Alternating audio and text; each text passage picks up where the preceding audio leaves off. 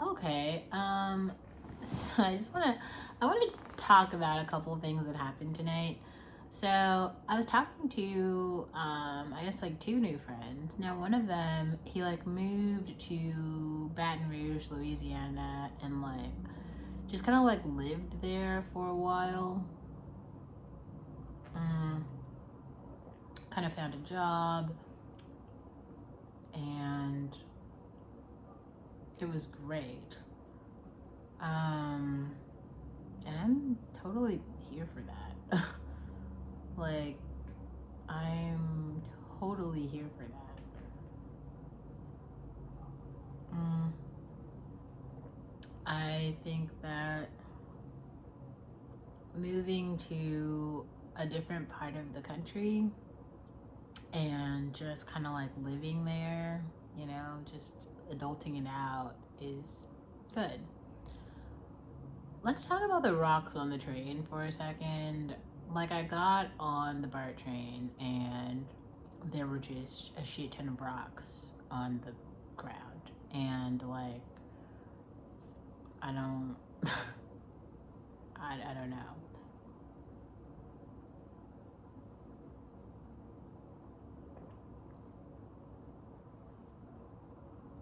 We got our friend Mr. Nat here. Um, I think I left some tea bags out. Also, I literally, like, pinched my whole hand. Not my whole hand, my, like, finger with the wine bottle opener, which is so funny. So that has to heal up tonight.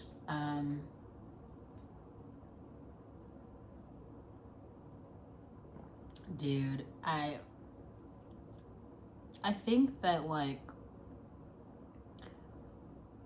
I think that Oakland has a bit too much poverty, too much racial segregation, too little education, too little opportunity, too much crime.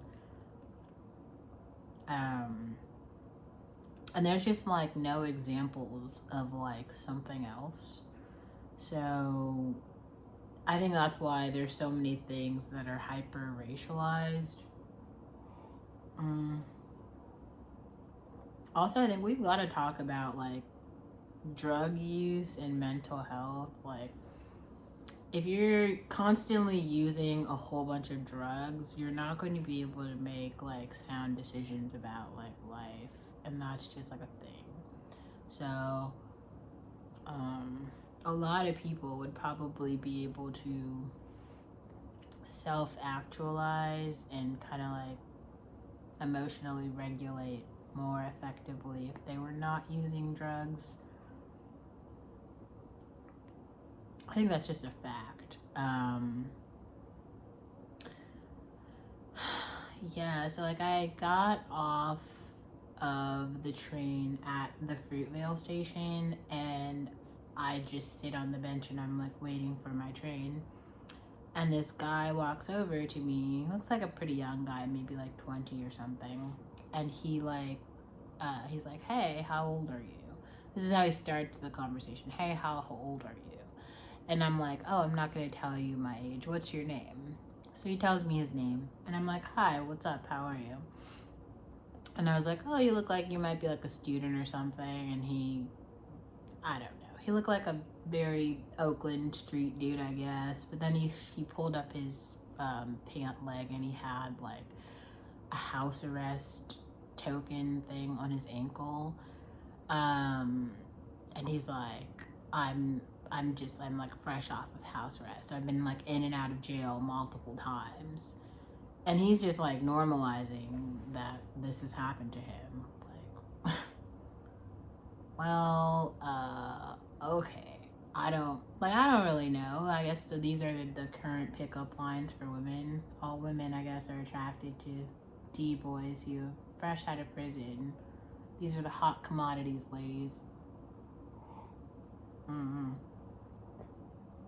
Anyway, so then He's like, yeah, I had 2 guns on me and then they took me to jail or something. And I'm thinking like, okay. So I asked him, I was like, why did you have 2 guns? And he was like, I'm a dude who's from Oakland. Like, if you don't understand why I have 2 guns, then, well, he's like, why are you asking me that question? And I'm like, I'm just trying to understand. I don't know why you would have 2 guns. And he's like, how would you feel if I slapped you right now? And I was like, I would feel like you were an extremely violent person. And he was like, I'm so confused right now. This is crazy. And that's when it would, like, so like this stranger who approached me, who started a whole conversation with me, who then basically threatened to slap me. And I'm just like, okay. So then the train finally comes, and I'm just like, I'm gonna get on the train. And he's like, okay. So smooth way out to end that conversation. But it's like, wow. So just talking to a stranger on a train, he like is basically like he's going to slap me. It was just weird. And then like the rocks on the train, like I sent my friend a picture of the rocks on the train because he got off at the Lake Merritt stop. And when I got off at Fruitvale on accident because I thought I was on the right line, but I wasn't. So when I got on the train, there were just a bunch of rocks on the train. So I sent him a picture of the rocks, and he was just like, "This is so funny." And I'm like, "It actually is very funny." But I don't even, first of all, who went to the Rocky Mountains and brought a bunch of rocks back and then simultaneously dumped all of their rocks on the train for all the rest of us just ride? I don't really know. It was so strange. And so I don't know. So then there was another guy who was like sitting on the train kind of near the rocks. And so I just was like talking to him while I was like waiting, taking my ride back downtown. And so then when that guy got up and got off, I just sat behind the rocks. But it was weird because the train started filling up. And like I'm just sitting kind of behind the rocks because there's like a big ass pile of rocks. I don't even know. It's California right now is it's a very strange place. Like as I was walking from the train station, there was a guy who's like sleeping on the sidewalk in a sleeping bag with like all of these bags. He's just like sleeping on the sidewalk. I feel like we just had a whole thing where the mayors or something are trying to do something about the homeless people.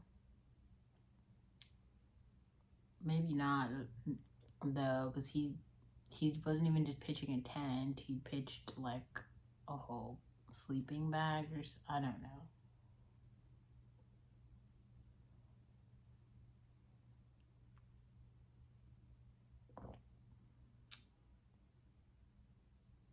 It was weird. I wonder how, like, I can't be the only person who like sees a lot of this dysfunction and just has like questions about it.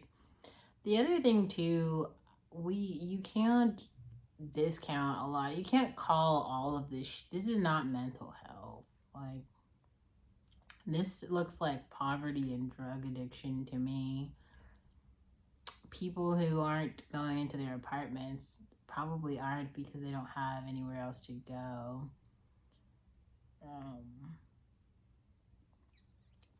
That seems like the thing.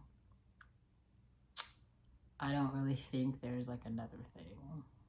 Like I'm pretty sure that's the thing.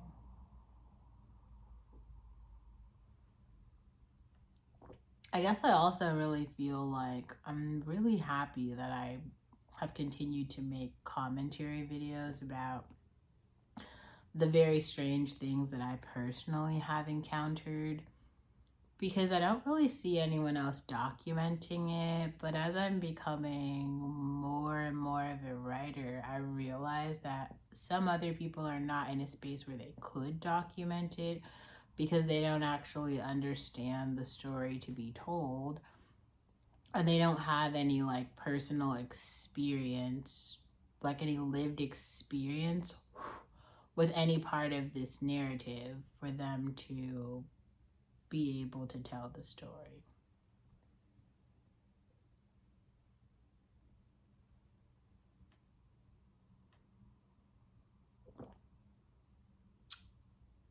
All in all, it's a bit weird.